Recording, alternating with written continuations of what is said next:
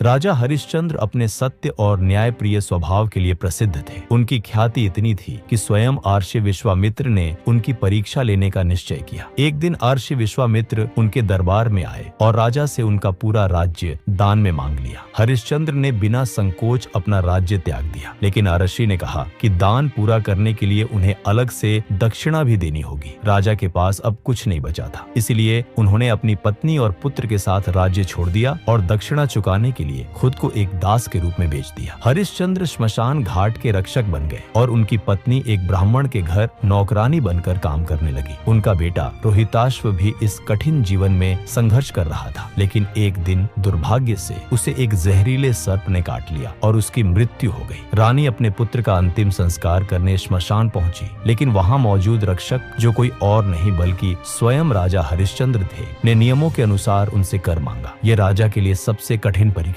थी। अपने ही पुत्र के अंतिम संस्कार के लिए धन मांगना। रानी के पास देने के लिए कुछ भी नहीं था और वह रोने लगी। तभी आकाश से देवता प्रकट हुए। ये सब एक परीक्षा थी जिसे राजा हरिश्चंद्र ने पूरी निष्ठा से उत्तीर्ण किया था। देवताओं ने उन्हें आशीर्वाद दिया। उनका राज्य और परिवार पुनः प्राप्त हुआ और सत्य की विजय हुई। राजा हरिश्चंद्र की इस परीक्षा ने यह सिद्ध कर दिया कि सत्य कभी पराजित नहीं होता। उनकी कहानी आज भी सत्य और धर्म के पालन की सबसे बड़ी मिसाल मानी जाती है।